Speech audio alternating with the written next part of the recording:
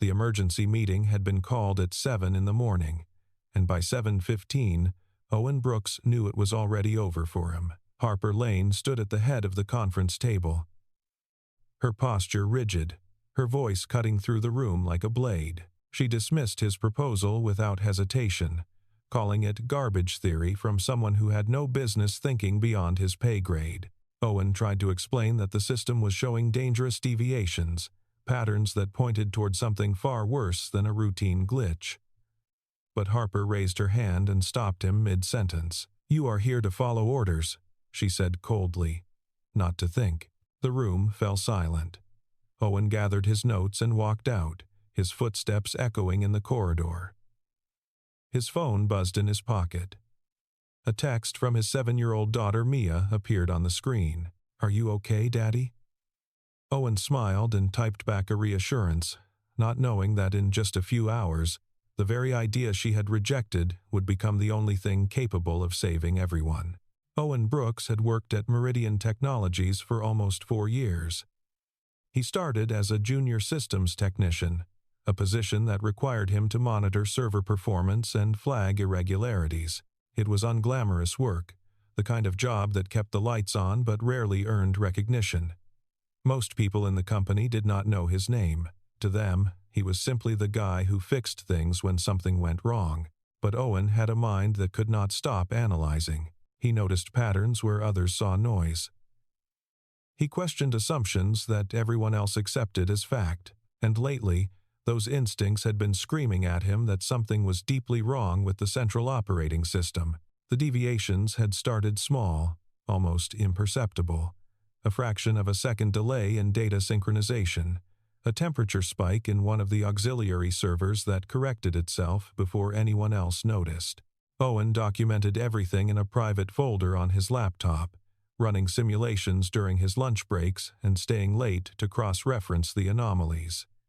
His colleagues thought he was being paranoid. His supervisor told him to stop wasting time on theoretical problems, but Owen could not let it go. The numbers told a story, and that story ended badly. He had requested the meeting with Harper Lane as a last resort. Going over his supervisor's head was a risk, but Owen believed the situation warranted it. Harper was known for her sharp intelligence and even sharper temper.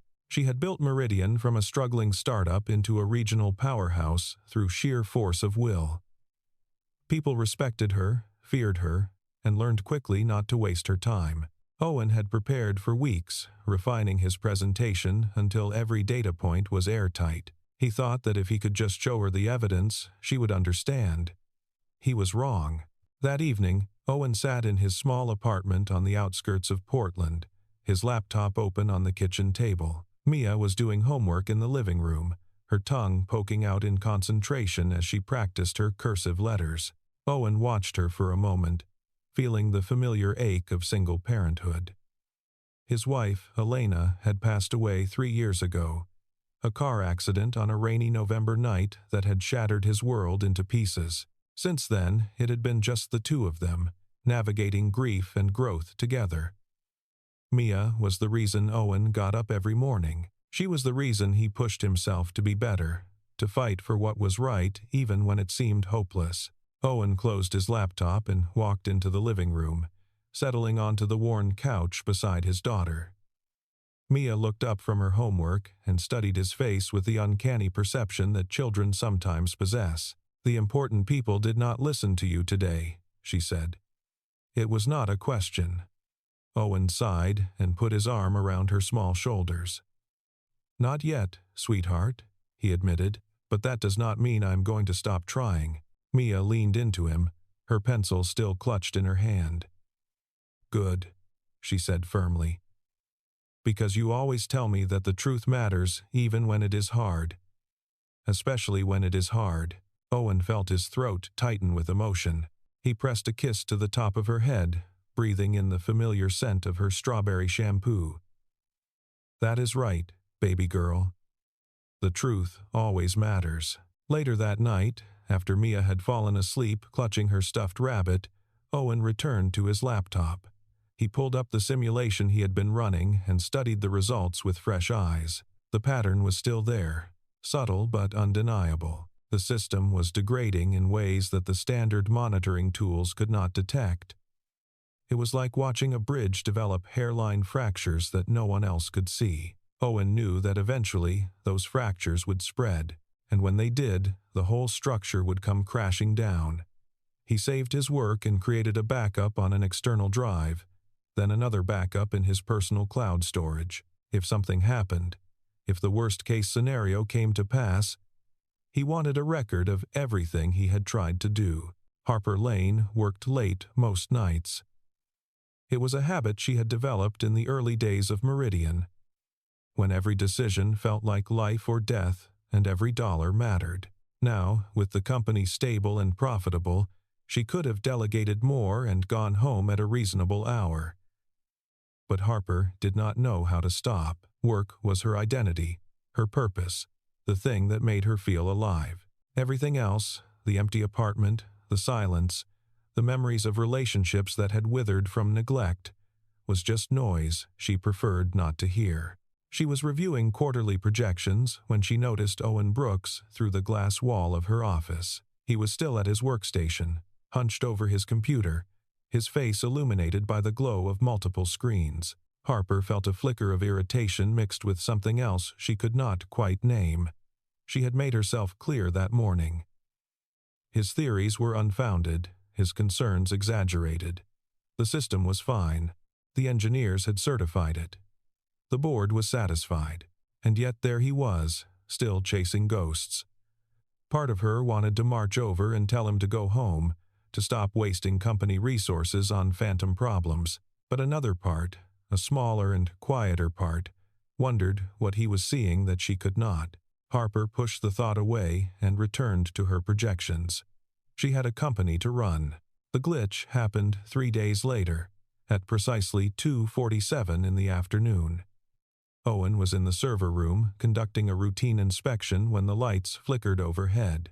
A moment later, the primary monitoring display went dark for exactly 4 seconds before rebooting with a cascade of error messages. It was a small thing, easily dismissed as a power fluctuation or a minor software hiccup. But Owen recognized it immediately. It was the exact sequence his simulation had predicted, down to the duration and the affected subsystems. His hands trembled slightly as he documented the incident, noting every detail with meticulous precision. He reported the incident to his supervisor, a heavyset man named Gerald who had been with the company since its founding. Gerald logged it as a minor anomaly and moved on without further investigation. Owen pressed for a deeper analysis, but his request was denied with a wave of Gerald's hand.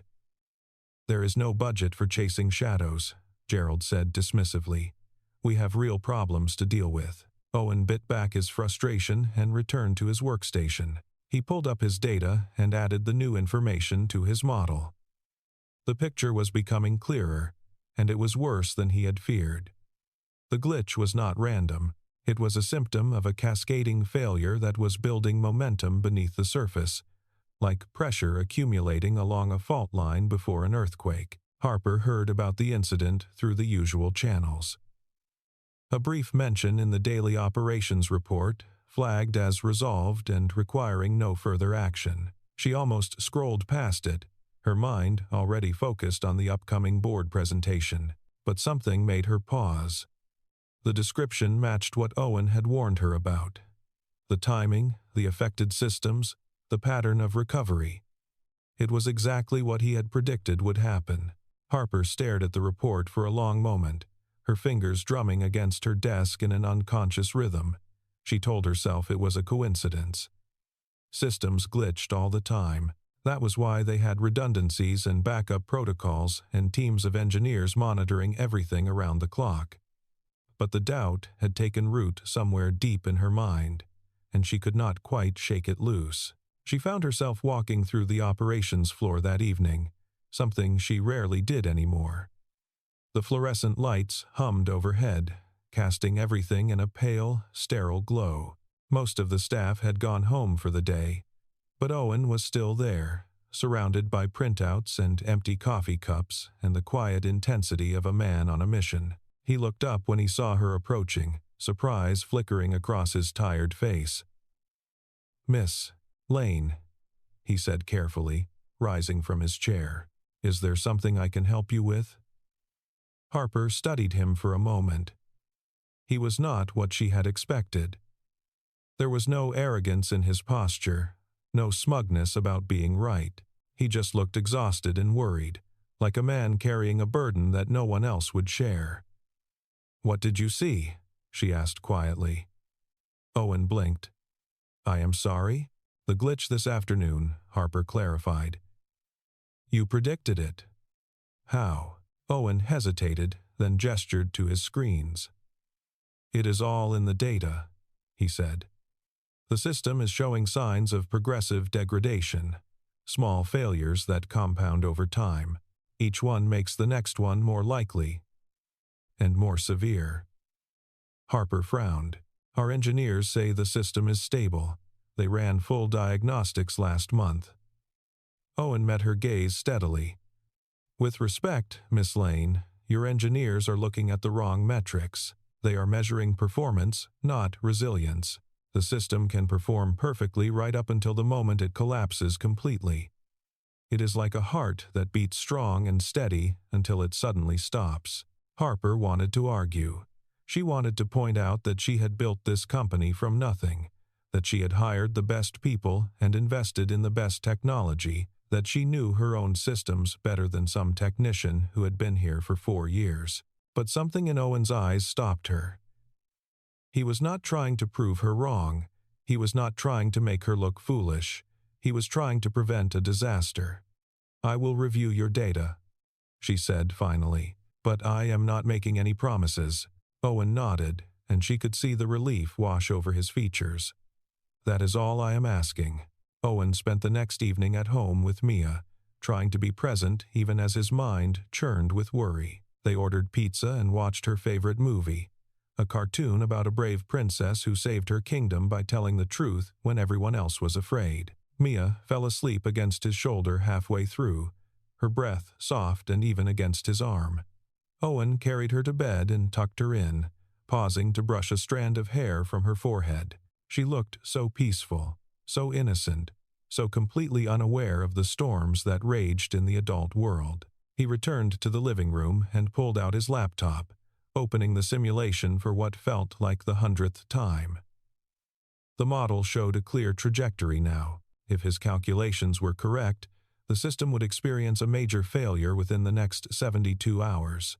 The question was whether anyone would listen in time to prevent it. Owen thought about Harper, about the way she had looked at his data with something that might have been doubt. It was not much, but it was more than anyone else had given him. He allowed himself a small flicker of hope. The next major incident came exactly 71 hours later.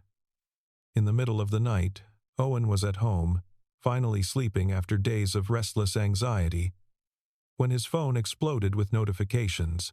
A critical subsystem had gone offline without warning, taking 3 connected modules with it. The failure had triggered emergency protocols across the entire eastern wing of the facility, and the automated alerts were cascading faster than anyone could read them. Owen threw on clothes and drove to the office, his heart pounding the entire way.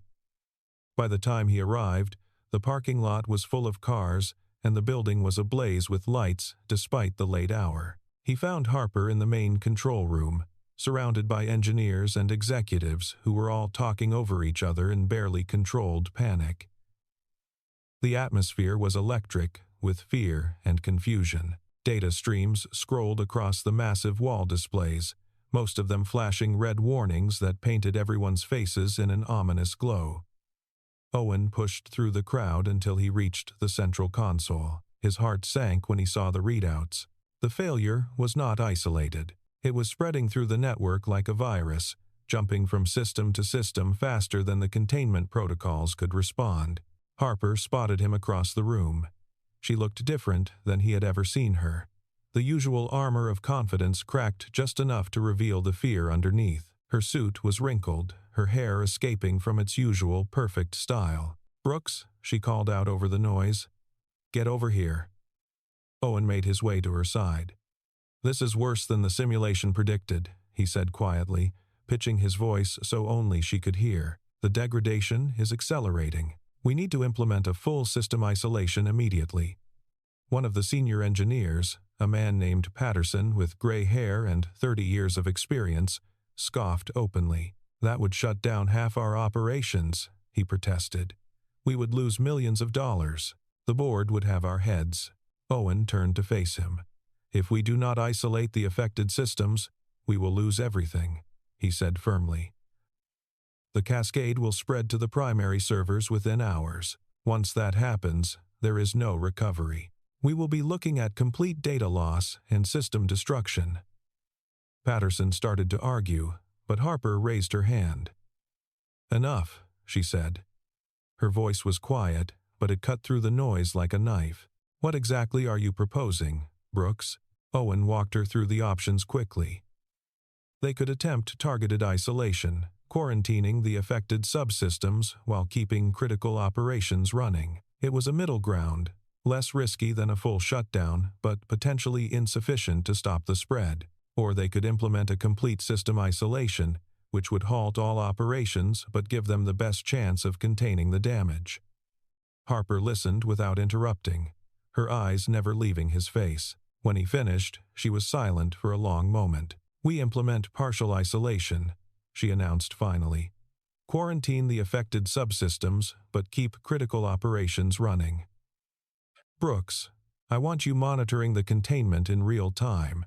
If anything changes, if you see even a hint that the spread is continuing, I need to know immediately.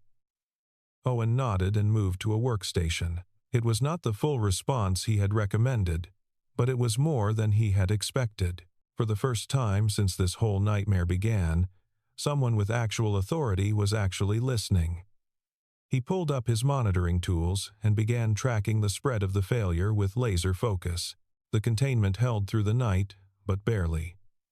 Owen worked without stopping, pausing only to send Mia a text message letting her know he would not be home for a while. She responded with a heart emoji and a photo of herself eating cereal, captioned, "I am being brave like you." Owen smiled despite his exhaustion and saved the photo to his favorites. His daughter was 7 years old, and she was already the strongest person he knew. By morning, the situation had stabilized enough for Harper to send most of the staff home for a few hours of rest. She stayed, and so did Owen. They worked in the same room, but at different stations, occasionally exchanging updates in terse, professional tones. The tension between them had shifted into something else, something that felt almost like grudging respect. Harper brought him coffee at one point, setting the cup beside his keyboard without a word. Owen looked up and met her eyes. "Thank you," he said. Harper nodded once and returned to her station. The containment held for almost 18 hours. Owen had started to believe they might actually pull through when the first breach occurred. A subsystem that should have been completely isolated suddenly came back online without authorization, flooding the network with corrupted data packets that overwhelmed the firewalls. The engineers scrambled to respond, but they were fighting a hydra. Every time they cut off one pathway, 2 more opened up. Owen watched the cascade accelerate on his monitors with a sick feeling in his stomach. He had warned them. He had shown them exactly what would happen, and now it was happening. Just as he had predicted, just as he had feared. Harper appeared at his side, her face pale and drawn with exhaustion. "How bad?" she asked. Owen pulled up a schematic on his screen. "The primary servers are compromised," he said, forcing himself to keep his voice steady. "We are looking at total system failure within the next 2 hours. Maybe less." Harper absorbed the information in silence. Around them, the control room had descended into chaos. Engineers were shouting into phones. Executives were demanding updates that no one could provide. And somewhere in the distance, an alarm was wailing with relentless urgency. But Harper just stood there, staring at the screen, processing the magnitude of what they were facing. "What do we do?" she asked finally. It was the first time Owen had ever heard uncertainty in her voice, and it scared him more than the flashing red warnings on every screen. Owen took a deep breath. There is one option, he said, but it is risky, and it requires your full authority to implement. Harper met his eyes. Tell me, Owen explained quickly, aware that every second counted. The only way to stop the cascade was to force a complete system reset, essentially shutting down every server simultaneously and rebooting from a clean backup stored on isolated drives. It was the nuclear option, the thing you did when everything else had failed and there was nothing left to lose. The risk was that if the backup was corrupted, or if the reboot sequence failed for any reason, they would lose everything permanently. Every file, every database, every piece of data the company had accumulated over years of operation. There would be no second chances. Harper listened without interrupting. When Owen finished, she turned to face the room. "Everyone stop," she commanded. Her voice cut through the chaos like thunder. And suddenly, everything went quiet. All eyes turned to her. "We are implementing a full system reset," she announced. "Brooks is going to walk us through the procedure step by step. I need everyone focused and following his instructions exactly. Do you understand?" There were murmurs of confusion and protest from some of the senior engineers, but Harper silenced them with a single look. "This is not a debate," she said firmly. "This is a decision. Now let us move." The next 40 minutes were the longest of Owen's life. He stood at the central console, coordinating teams across the entire facility with a calm he did not feel. Harper stayed by his side, translating his technical instructions into commands that the executives could understand and implementing authorization protocols that only she had access to. They worked together with a synchronicity that surprised them both. Two people who had started as adversaries, now united by a common purpose. The countdown to the reset began, and Owen watched the numbers tick down with his heart pounding against his ribs. His phone buzzed in his pocket. A FaceTime request from Mia. He almost declined, knowing he should stay focused on the task at hand, but something made him answer, some instinct that told him he needed to hear her voice. Her face appeared on the screen, sleepy and worried, her stuffed rabbit visible in the background. "Daddy, are you okay? You have been gone forever." Owen smiled despite everything. "I am okay, sweetheart. I just have to finish something really important. I will be home as soon as everyone is safe." Mia nodded seriously. "You promise?" Owen felt tears prick at his eyes. "I promise, baby girl." He ended the call and turned back to the console. The reset was 60 seconds away. The sequence initiated with a cascade of alerts that made everyone in the room hold their breath. Screens went dark one by one. Servers powered down with mechanical sighs.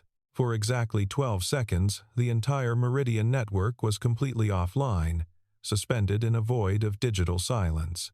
Owen counted each second in his head, remembering every simulation he had run, every variable he had accounted for, every prayer he had whispered in the dark of sleepless nights.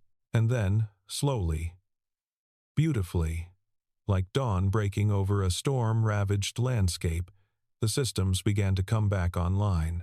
Green lights replaced red ones. Data streams stabilized and normalized.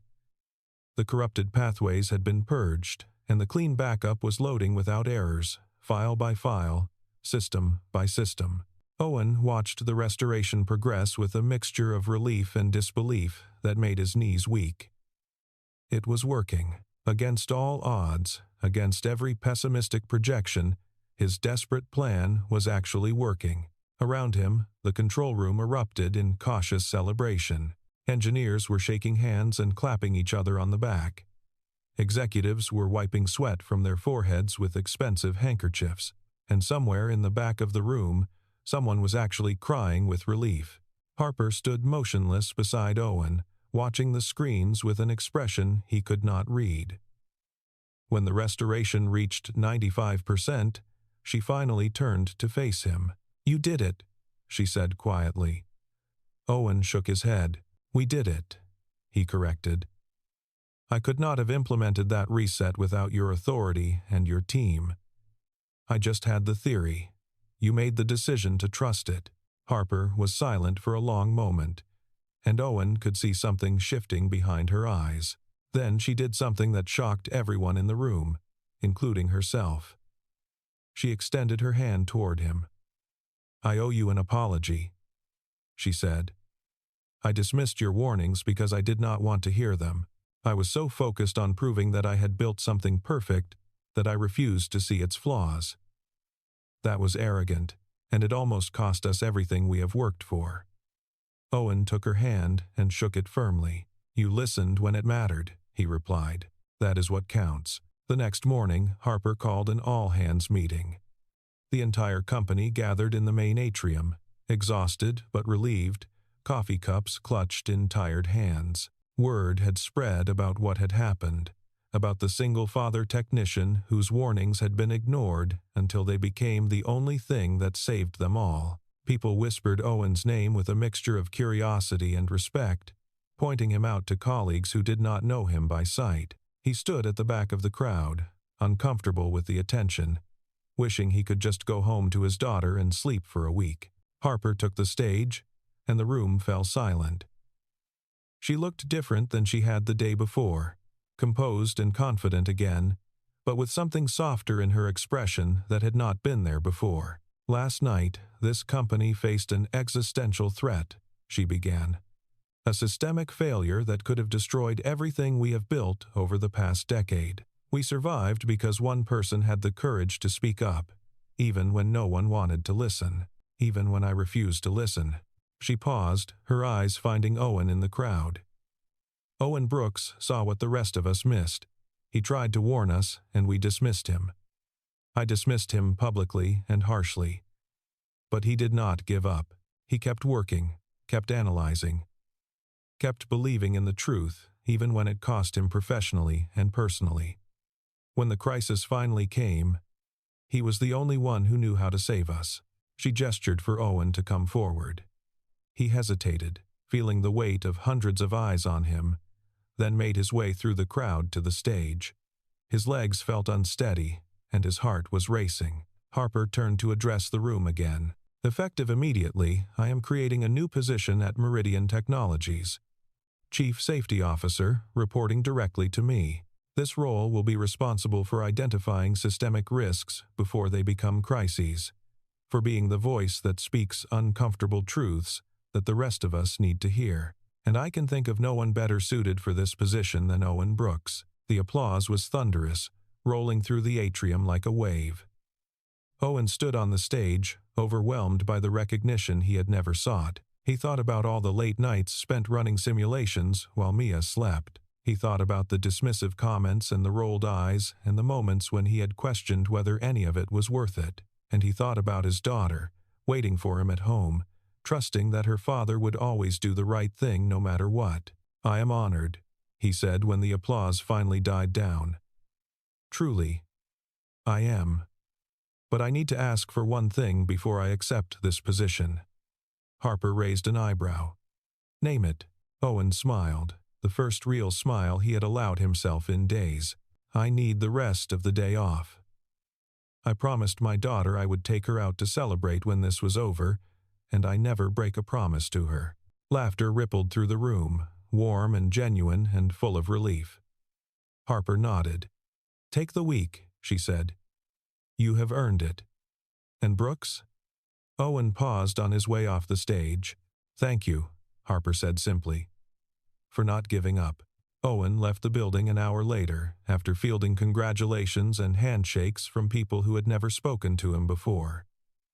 The morning air was crisp and clean, carrying the scent of rain from the night before. He drove home through the quiet streets, watching the sun rise over the Portland skyline, painting the clouds in shades of gold and pink. When he pulled into his parking spot and walked through the front door of his apartment, Mia was waiting for him in her pajamas, her stuffed rabbit clutched in her arms, her face split by a grin so wide it looked like it might hurt. "Daddy!" she cried, launching herself at him with the complete abandon that only children possess. Owen caught her and held her tight, breathing in the scent of her strawberry shampoo, feeling the solid warmth of her small body against his chest. He closed his eyes and let himself feel everything he had been holding back, the fear and exhaustion and relief all washing over him in a single, overwhelming wave. "I knew it," Mia whispered against his shoulder. "I knew someone would finally listen to you." Owen pulled back and looked at his daughter's face, so full of faith and love that it made his heart ache. "How did you know?" he asked. Mia shrugged with the simple wisdom of childhood. "Because you always tell the truth," she said. "And the truth always wins eventually. You told me that." Owen carried her to the kitchen and set her on the counter while he started making pancakes, just like he did every Saturday morning. Outside, the world was waking up, cars starting, birds singing, people going about their ordinary lives. But for Owen, nothing would ever be quite ordinary again. He had learned something important over the past few weeks, something that went beyond systems and simulations and corporate politics. He had learned that courage was not about being fearless. It was about being afraid and speaking up anyway. It was about believing in something even when no one else did. It was about showing your daughter that integrity matters, that truth matters, that standing up for what is right is always worth the cost. Mia sat on the counter, swinging her legs and watching him flip pancakes with sleepy eyes. "Daddy," she said. "Yes, sweetheart? Are you going to be a big boss now?" Owen laughed softly. "Something like that," he admitted. Mia considered this seriously, her forehead wrinkling in thought. "Will you still have time to make pancakes?" Owen turned off the stove and brought a plate to the table, setting it in front of his daughter with a flourish. "Always," he promised. "No matter what happens, no matter how busy I get, I will always have time for pancakes with you." Mia grinned and reached for the syrup. "Good," she declared, "because these are the best pancakes in the whole world, and I would be really sad if you stopped making them." Owen sat down across from her and watched her eat, his heart full to bursting with love and gratitude and something that felt like hope. Outside, the sun was climbing higher, painting the kitchen in shades of gold. It was a new day, a new beginning, a chance to build something better on the foundation of everything he had fought for. The truth had mattered. Persistence had mattered. And in the end, the only thing that had saved everyone was an idea that almost never got heard. Mia looked up from her pancakes, syrup on her chin, happiness in her eyes. "Daddy," she said, "can we go to the park today?" "You promised we would celebrate." Owen smiled and reached across the table to wipe the syrup from her face. "We can do anything you want, baby girl. Today is our day." Mia's eyes lit up. "Can we get ice cream too? Even though it is morning?" Owen pretended to think about it. "Well," he said slowly, "I suppose celebrating means we get to break the rules a little bit." Mia cheered and bounced in her seat. An hour later, they were walking hand in hand through the park near their apartment, the morning sun warm on their faces. Mia ran ahead to the swings, her laughter floating back to Owen like music. He stood and watched her, this small person who contained his entire world, and he felt something settle in his chest.